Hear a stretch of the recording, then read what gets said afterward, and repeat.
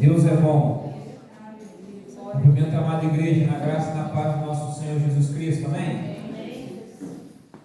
Abra sua Bíblia comigo, meu querido irmão, minha querida irmã. Salmo de número 40.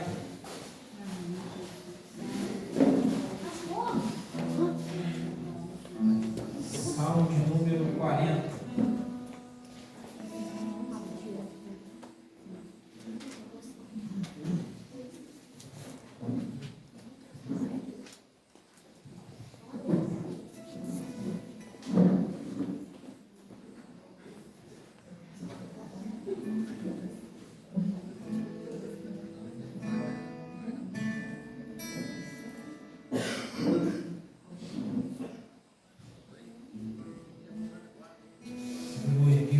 Senhor, esperei com paciência no Senhor. Ele se inclinou para mim e me ouviu quando clamei por socorro. Tirou-me do poço de perdição e do atoleiro da lama. Colocou os meus pés sobre uma rocha e firmou os meus passos. E me pôs nos lábios um cântico novo, um hino de louvor ao nosso Deus. Muitos verão essas coisas, temerão e confiarão no Senhor. Bem-aventurado é aquele que põe no Senhor a sua confiança e não se volta para os arrogantes, nem para os que seguem a mentira. São muitas, Senhor, Deus meu, as maravilhas que tem operado, e também os teus desígnios para conosco. Não há ninguém que possa se igualar a ti. Eu quisera anunciá-los e deles falar, mas não são mais do que eu possa contar. Amém, Jesus. O Salmo 40, eu costumo dizer que é o salmo que mais fala no serviço para as pessoas. Esperar com paciência. Mas diante do contexto de mundo, de sociedade, um tempo onde nós queremos as coisas para ontem. Tudo é urgente. Tudo é para ontem. Nem de hoje mais a gente quer esperar ficar pronto. O Senhor nos chama à espera. O Senhor nos chama não somente à espera, mas esperar com paciência. Amém, Jesus. Mas por que a espera? Tudo aquilo que se faz com pressa, tudo aquilo que se faz na correria, ou fica mal feito, ou vai dar errado. Aquilo que Deus faz não é mal feito. Aquilo que Deus promete não é algo que vai se acabar no futuro próximo. Aquilo que Deus faz, aquilo que Deus promete é bem feito e é para sempre. Por isso, esperamos com paciência no Senhor. E Ele vai se inclinar para mim. Ele vai se inclinar para você. Ele vai ouvir o seu clamor. Ele vai ouvir a sua oração. Ele vai ouvir a sua petição, o seu corpo. Ele vai afirmar os seus pés numa rocha. Ele vai afirmar os seus pés em segurança. Ele vai colocar você em um local seguro. Salmo 40. Depositando a nossa confiança, a nossa esperança no Senhor. A noite de hoje, meu irmão, minha irmã, nós somos chamados a confiar nesse Deus, depositar essa esperança, essa confiança somente nele. Ele é a resposta para todas as coisas. Bem-aventurado é aquele que põe no Senhor a sua confiança. Feliz é aquele que põe no Senhor a sua confiança. Que nessa noite, meu querido, você deposite sua confiança nele. A sua oração seja depositada aos pés dele. A sua esperança seja renovada através da ação do Senhor. Feche seus olhos, meu irmão, minha irmã.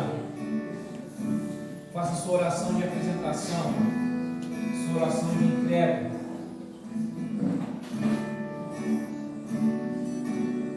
Sua preparação para iniciarmos mais um culto. A prestarmos esse louvor ao Deus vivo, ao Eterno. Talvez você não tenha tido um dia dia muito bom hoje. Talvez você tenha tido um dia corrido. Talvez durante esse dia você não conseguiu parar para pensar em Deus. Essa é a hora. Se lance fora de tudo. Joga fora tudo. Pense somente no Senhor nessa hora. Pense somente em Deus. Silencie sua voz interior. Deixe que o Espírito Santo, aquele que habita dentro de você, seja o único a falar, a única voz a falar.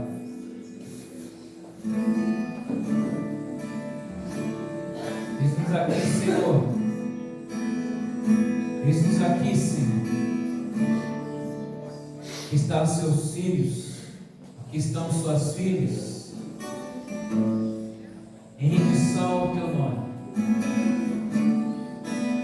Mas na noite de hoje, ó Deus Santo, nos achegamos ao trono da graça, onde nós vamos encontrar o socorro, onde nós vamos encontrar a segurança, onde nós vamos encontrar o renovo, onde nós vamos encontrar as respostas para os nossos dilemas, as respostas para as nossas orações, onde nós vamos encontrar tudo aquilo que é suficiente para nós, junto ao teu trono de graça, junto à tua glória, sobre os seus filhos e filhas aqui nessa noite, ó Deus Santo.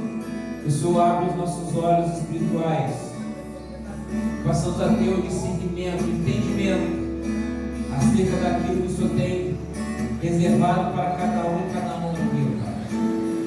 Que abra os olhos dos nossos sentimentos para a Sua palavra, para a revelação do Teu Evangelho, para a verdade do Teu reino.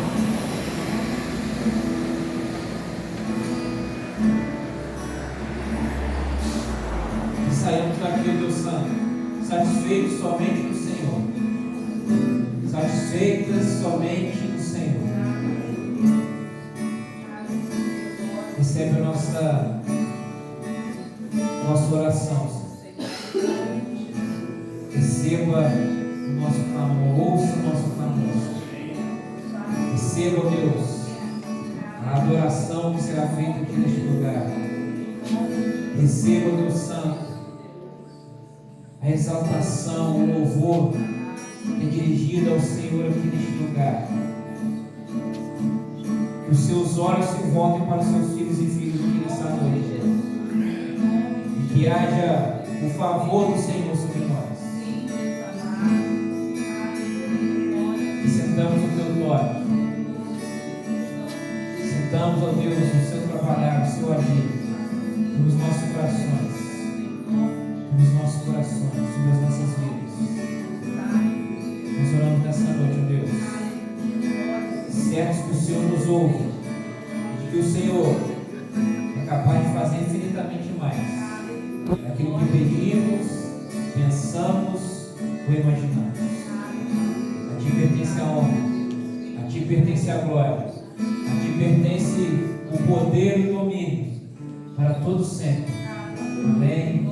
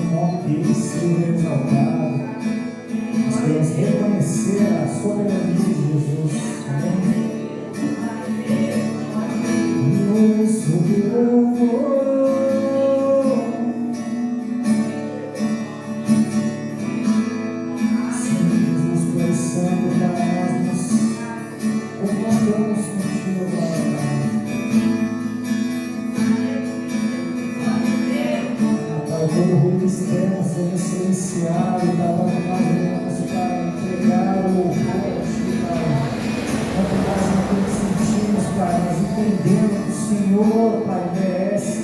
O Senhor é digno de todo o nosso louvor. O Senhor é digno, Pai, de nossas mãos erguidas, Pai. Porque nesse momento de culto, Pai, não se trata dos meus problemas, não se trata dos nossos problemas, mas sim de Jesus.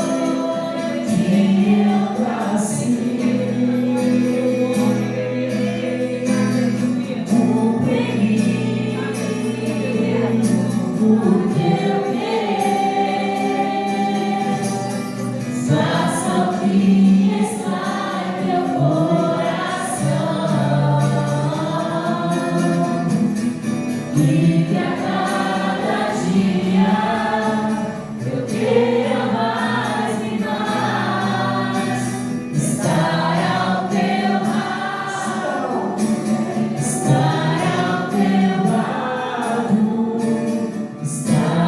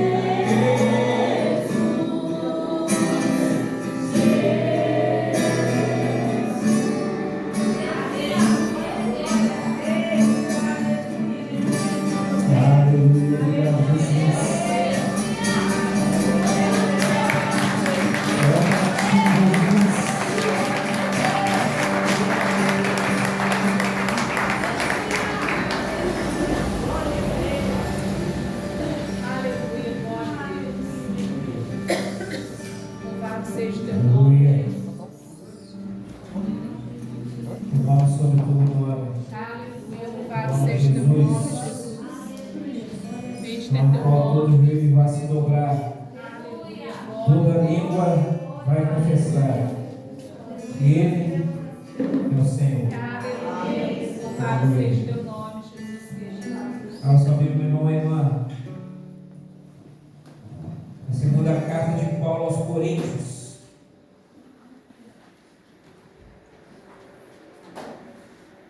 Segunda carta de Paulo aos Coríntios, capítulo 12.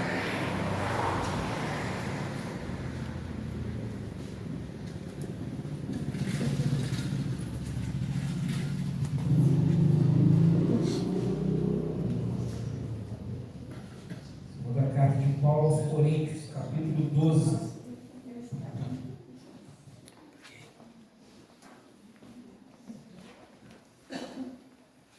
Aleluia. Louvado seja o teu nome, Deus poderoso. Aleluia. Glória a Deus. Aleluia. Santo seja o teu nome. A partir do verso 7, diz a palavra do Senhor: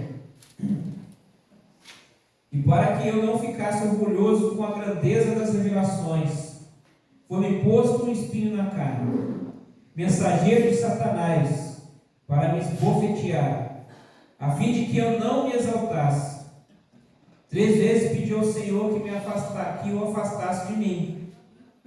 Então ele me disse: a minha graça é o que te basta, Aleluia. porque o poder se aperfeiçoa na fraqueza. De boa vontade, pois, mais me gloriarei nas fraquezas, para que sobre mim repouse o poder de Cristo. Por isso, sinto prazer nas fraquezas, nos insultos, nas privações, nas perseguições, nas angústias por amor de Cristo. Porque quando eu sou fraco, então é que eu sou forte. Pai, essa é a sua palavra. Palavra viva, palavra da verdade, palavra eficaz, palavra da revelação, palavra de salvação. Que na noite de hoje, ó Deus, essa palavra, ela encontre morada dentro dos nossos corações. E que nós cresçamos em tudo. Cresçamos na graça do Senhor. Cresçamos no entendimento do Senhor. Cresçamos, sigamos, prossigamos em conhecer somente o Senhor. Que o Senhor seja o nosso alvo, o nosso foco, a nossa motivação. Que nessa noite, ó Deus, que se cale toda a voz e somente a sua voz venha falar neste lugar aqui, nessa noite. Para agora o teu nome que nós oramos. Em nome de Jesus. Amém. Pode se sentar, meus irmãos.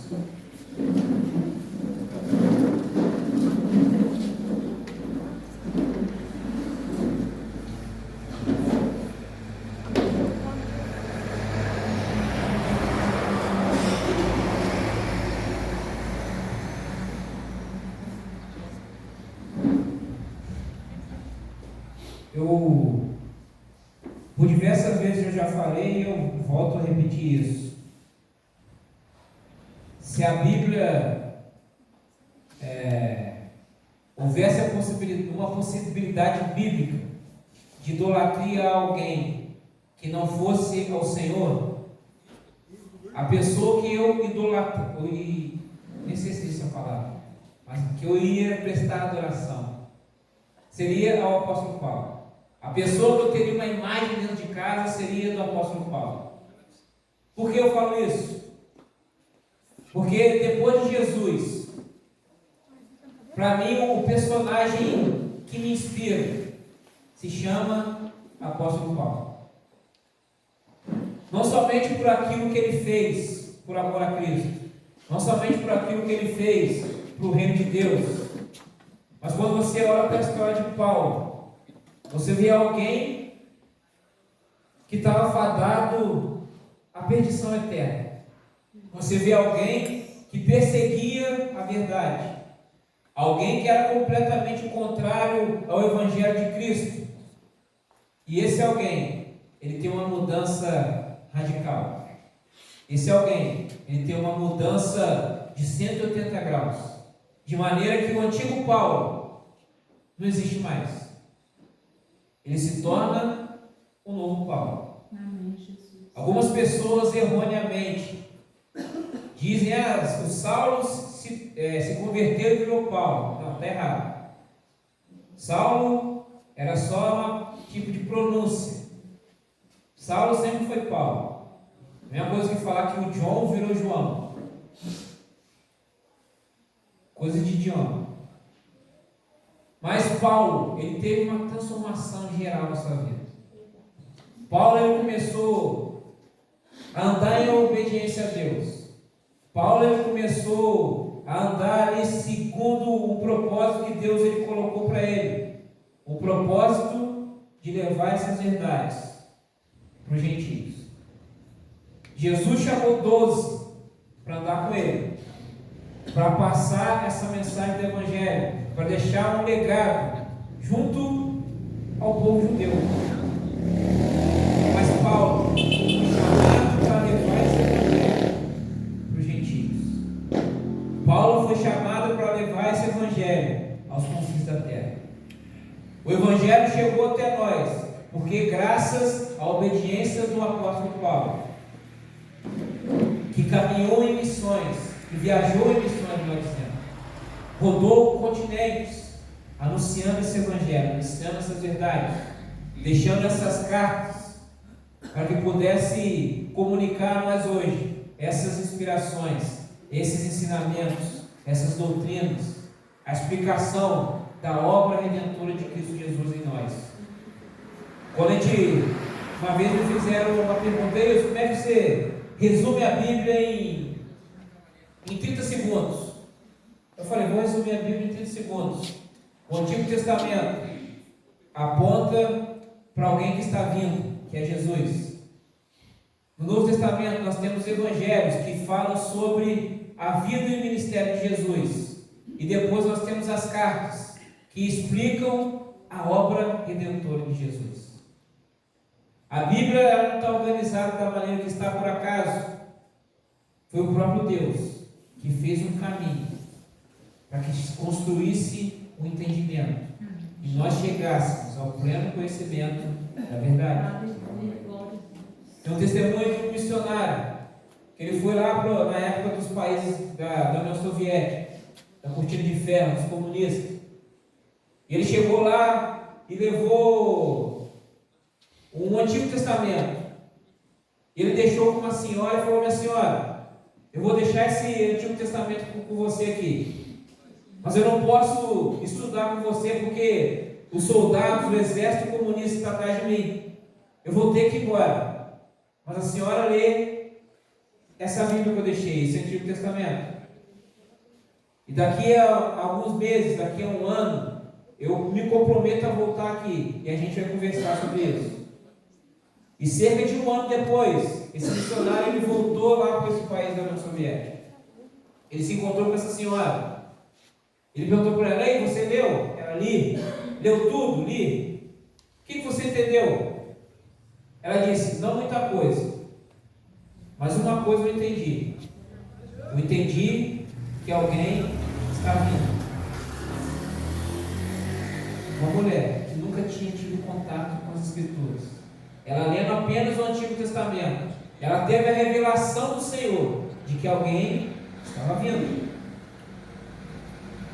Mas a Bíblia não fica só no Antigo Testamento. Para isso se tem o novo. O novo, que é a afirmação dessa nova aliança que nós temos com Cristo. Essa nova aliança que o próprio Cristo estabeleceu. Uma nova e superior aliança. Uma aliança onde Ele nos traz revelações. Uma aliança onde Ele nos traz de novo esperança. Uma nova aliança onde nós temos a certeza da salvação eterna. Uma nova aliança onde nós temos a certeza de que Ele está conosco. Amém. Uma nova aliança onde nós temos a certeza de quanto mais nós buscarmos, quanto mais nós nos aprofundarmos, Quanto mais nós mergulharmos, mais do Senhor nós teremos. Verdade, Senhor amado. Ele é a nossa fonte inesgotável. Aleluia, glória. Uma fonte, igual Aleluia. o tempo do ano passado, uma fonte a jorrar para a vida eterna. Amém, Jesus. E aí continuamos falando de Paulo. Paulo, quando ele teve essa experiência, ele decidiu experimentar do Senhor. Ele decidiu se aprofundar no Senhor. E Paulo teve experiências sobrenaturais atrás de experiências sobrenaturais. Paulo foi arrebatado até o terceiro céu. Paulo foi mordido por uma cobra. Nada aconteceu com Paulo. O pessoal fala do Chuck Norris aí, porque eles não conhecem o apóstolo Paulo. Paulo pregou o evangelho para tudo que é canto. Paulo foi preso. Paulo foi ameaçado. Paulo sofreu todas as situações que ele sofreu. E mesmo nas situações mais difíceis, Paulo ele continuou tendo suas maiores experiências do Senhor. Amém, Jesus. Mesmo nas circunstâncias onde a gente, olhando ao olhar humano, a gente acha, não, aqui não tem como ter nada. Ali, Deus revelou ao apóstolo Paulo. E Paulo continuou sendo obediente ao Senhor. E no texto que nós lemos, Paulo anteriormente encontra acerca de divisões, experiências. E chega a parte que nós lemos. O famoso espinho na carne. Muitas são as teorias acerca do espinho da carne. Eu não vou aqui me debruçar sobre elas, que não é o caso. Mas uma certeza nós temos. O agente causador do espinho da carne foi o próprio Satanás. Satanás ele vem para matar, roubar e destruir. Ele vai tentar sempre arrumar um jeito de fazer você parar. Como eu falei, eu estou aqui iniciando minha carreira fitness. Estou semi-fitness. E semana passada o pessoal me viu aqui mancando. Aqui, só quase um saci. E o que aconteceu? Eu falei aqui, ó, está doendo meu pé. Estou quase doendo o pé só. É Satanás querendo me fazer parar.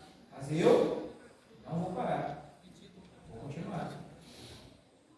Segunda-feira estava lá. Uma chapnética na aula.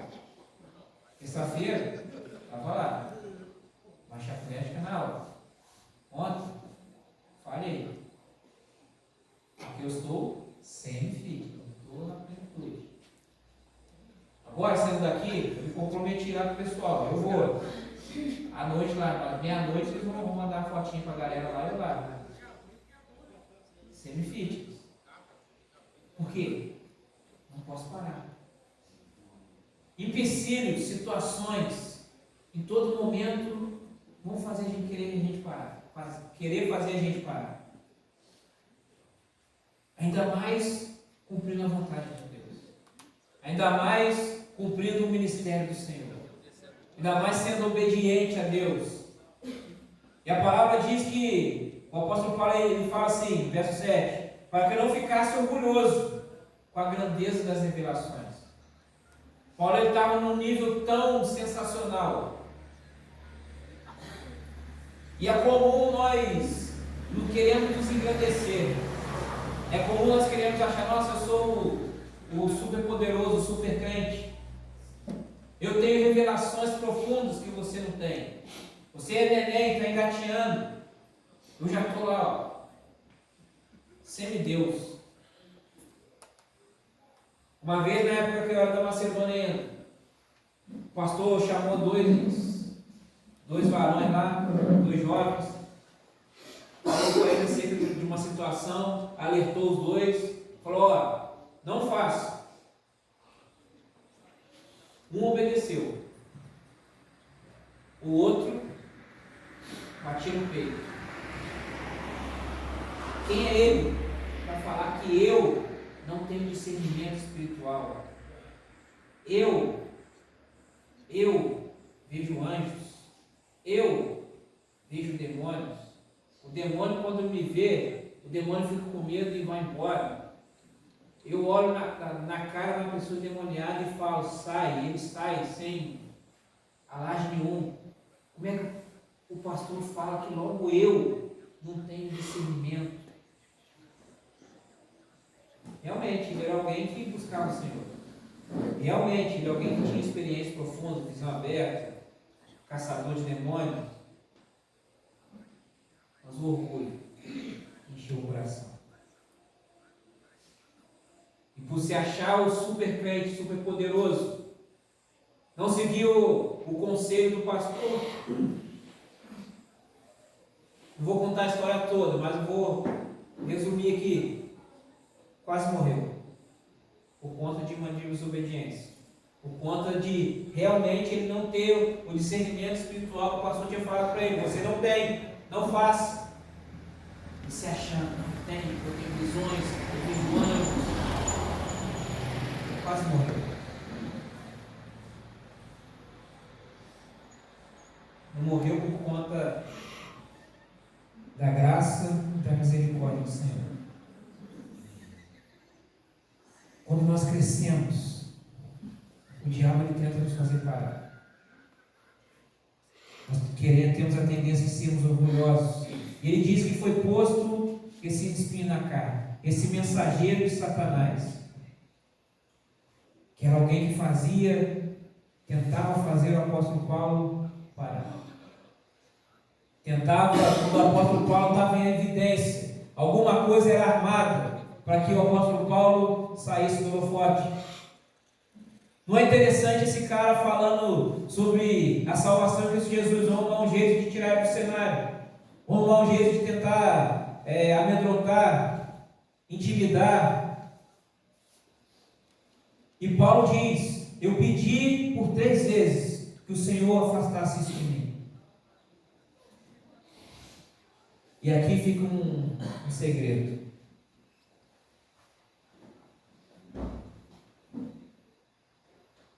Muitas vezes a gente fala assim: Deus ele não respondeu minha oração. Respondeu sim. Não também é a resposta.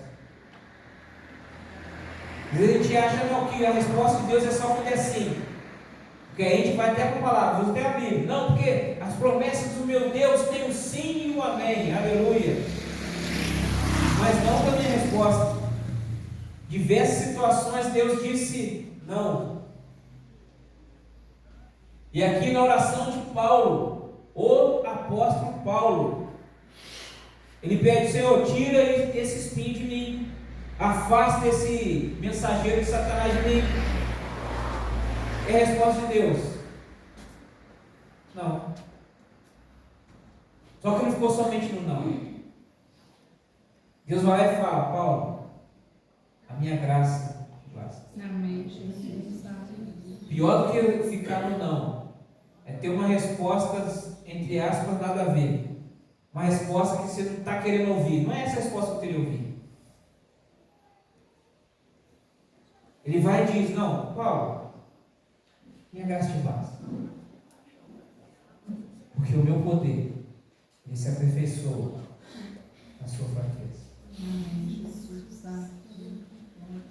Aqui nós entendemos um pouco mais da graça de Deus. Aleluia. A graça, que a primeira ela veio sobre nós para nos trazer entendimento. A graça que primeiro veio sobre nós, assim como nós vemos lá no Salmo 40, para nos tirar do lamaçal do pecado e nos trazer salvação. Mas a graça não fica limitada somente a isso. A graça não somente nos tirou da lama. A graça não somente nos limpou. A graça não somente colocou crédito na nossa conta. É pela graça do Senhor. É pela graça do Senhor que nós não voltamos para o lugar onde nós saímos. Amém, Jesus. É por causa da graça que você não vai me ver de novo lá cantando, curtindo os bailes da Furacão 2000. Eu nem sei se existe mais. Na época, Furacão 2000 Picos, eu era mais do time da Picos, eu gostava mais da Picos. Você não vai me ver mais lá. Por quê?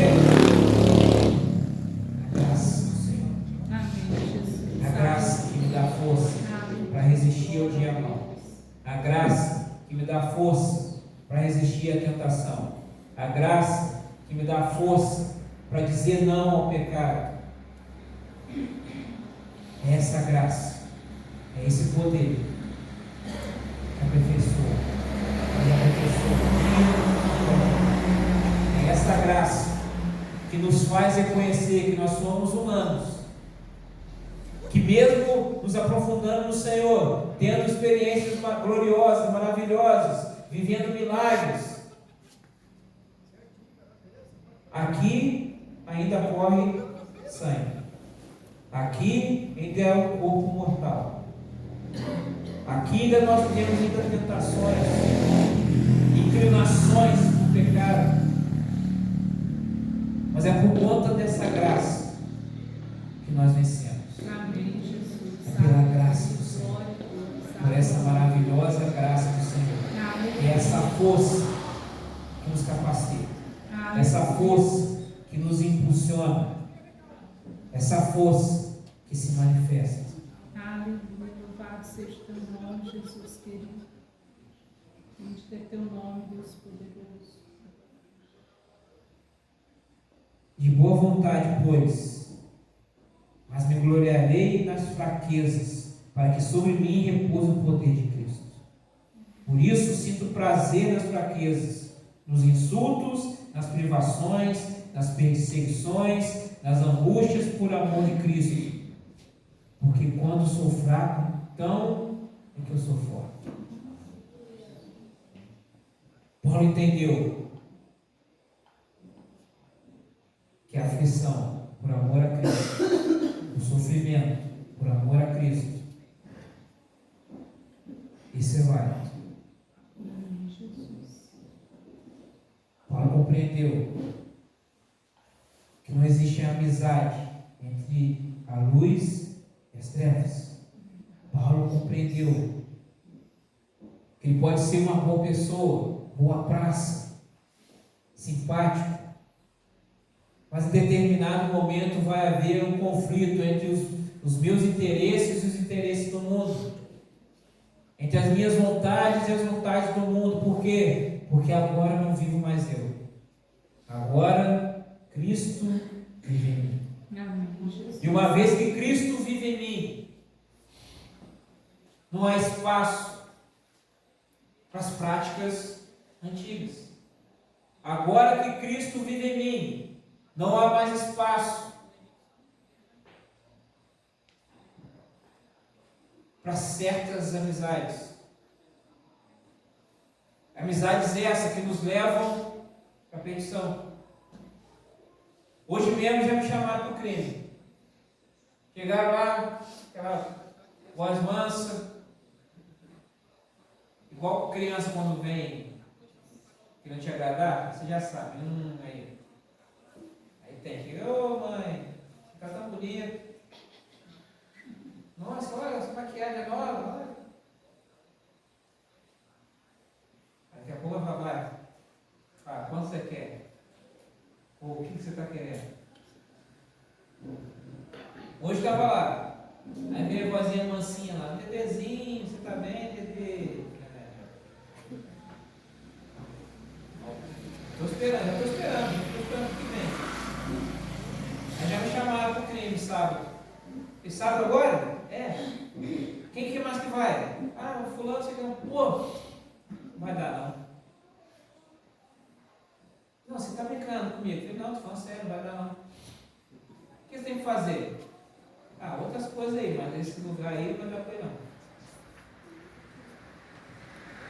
Não cabe mais.